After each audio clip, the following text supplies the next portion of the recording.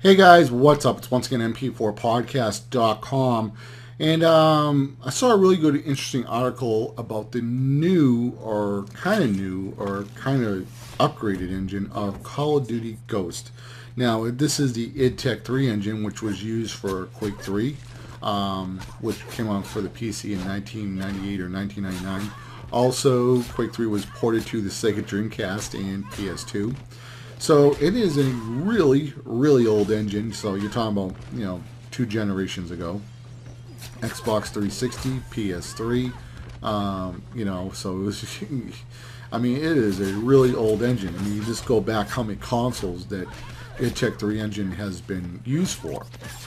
Now, there's a couple good things about this engine, that it's constantly being upgraded from Infinity Ward through what was it? I'm going to say Crytek, Treyarch.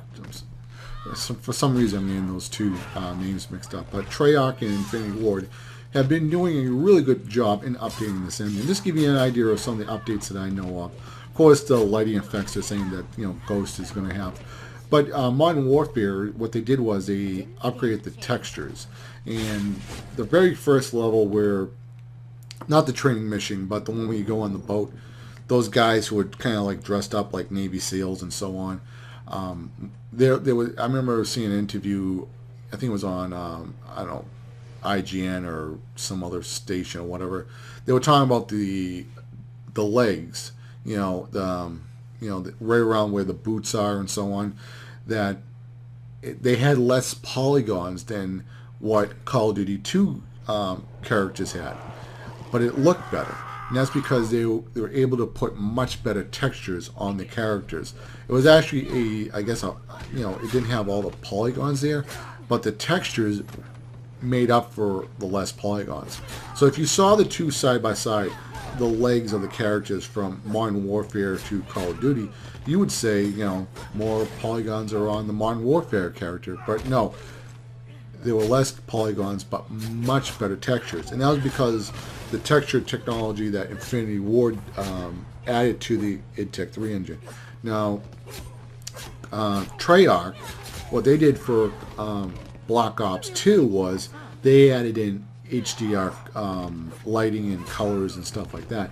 And don't get me wrong, Black Ops 2 looks really good. There are some scenes in there that look really nice. So they added a lot more to that engine. Now here's the thing, they're still using this engine for next generation, which is the Xbox One and the PS4, and of course the PC. Now they can probably upgrade it, and add all the features they want, but there's a couple things that I'm a little concerned about. But first off, I do want to say I'm not a programmer or a game developer or anything like that, so take this with a grain of salt. Now, from what I remember from an old video, I think it was Woody's Gamer Tag, he was talking about the PS4, the Xbox, when they were calling it the Xbox 720, that he said that the engine is only 32-bit. Okay, so the game will only be able to use 4 gigs when it's 32-bit. So on the PS4 and the Xbox One, Call of Duty games will only be able to use 4 gigs of RAM, period. Now, there are some workarounds to the 32-bit problem, and I'm just going to talk about my experience and what I know about PCs. For instance, right now I have a laptop, and my laptop has 2 DIMM slots. So each DIMM slot I have a 2 gig stick and another 2 gig stick. So I have 4 gigs of RAM. And I'm running Windows 7 32-bit version. However, I'm only able to access 3 gigs for the operating system, and the graphics. The laptop I has a dedicated 512 NVIDIA graphics card, so it's not that bad. However, I remember Windows Vista. I believe there was a patch for Service Pack 1, and what Windows Vista did was, so let's say you didn't have a dedicated video card, but you have 4 gigs in there, 4 gigs of memory in there. But Windows Vista for the operating system can only access 3 gigs, okay? There was a patch in there that would allow the laptop or the desktop, whatever, to take that 1 gig that Windows can't use for the operating system and use that only for the video card. So it's 3 gigs for the operating system and 1 gig for the video card. So there was some workarounds with patches and things like that. The other thing that I remember about the video cards and Windows and things like that was that my old laptop, and I think even this laptop I'm using right now, is that, let's say you have like a 512 video card, right? 512 video card. Now, my laptop can only use the 3 gigs, but let's say I need 800 megs to run this game, okay, because the 512 just isn't cutting it. Well, it can still use a little bit of that that patch technology that came out for Service Pack 1 for Vista, and it can take that 1 gig and add it to the 512, so it's sharing the RAM on the motherboard with the video card. So there's something that can be worked around like that. Now, the problem with the Call of Duty engine, if it is still 32 bits, I don't know if they were able to upgrade it to 64 bit. Maybe they have to write a whole bunch of brand new code. I don't know. I'm not a programmer.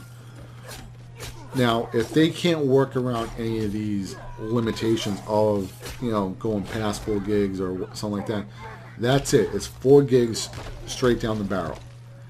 And so other games are going to start to look a lot better because they're going to start tapping into the 7 gigs that's for the PS4 and the 1 gig I think is going to be for the operating system and so on. And those games are going to have 3 extra gigs of an advantage. Now, the Xbox One, from hearing, is only going to have 5 gigs for gaming. The extra 2 gigs will probably be used for the Kinect and another gig just for the operating system.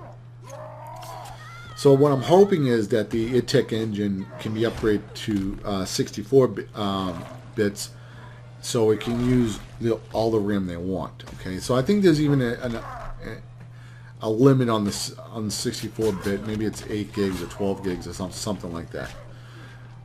But what I'm hoping, if they can't update it to 64-bit, is that they can do workarounds. So now I know that the PS4 and the Xbox One is shared memory, kind of like the Xbox 360. They can take whatever they want for graphics and gameplay and all that other mumbo jumbo. But if Infinity Ward or Treyarch can say, okay, let's work on a patch so we have 4 gigs for the system, you know, for the system memory, CPU stuff, and then we can make a virtual video card kind of out of the other 3 gigs for Call of Duty. So even though it's not being used the way a 64-bit operating system would be, maybe they can work kind of like how a PC works, where you have a dedicated video card and dedicated system RAM, a little bit like the PS3. It won't be perfect, but they'll be able to use more RAM. What I would like to see is that the engine is updated to 64 bits, so you know they can just use the RAM in however they want. Now, the bad thing about this is if they can't fix any of these problems, Call of Duty franchise is going to start to look really bad, probably within about 2 to 3 years. And the reason because of that, the other engines that are coming out look really good. There was a demo I saw for the new Unreal Engine.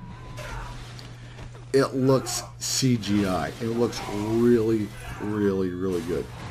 And you know, I'll say this about the idTech 3 engine. It's up to date. It looks great on the Xbox 360, the PS3, and so on. But it's not up to par with the Unreal Engine and what they've been doing with those engines. It's a little bit of a step down, but it still holds its own. Okay, it's not that far off, but it's still not as good as some of the other engines that are coming out or have been out. And I think one of the really good engines that we're going to see, the last great engine that we're going to see for this generation, is the new Metal Gear Solid game whenever it comes out. But anyway, guys, let me know what you guys think in the comments below. I'm really interested in knowing what you guys are thinking. If you're new to my channel, hit that subscribe button. Always doing news, new video game news, and so on. If you like the video, you want to help me out, just give me a thumbs up. Help spread the video around. But anyway, guys, you guys have yourself an awesome day. Later, guys. Bye.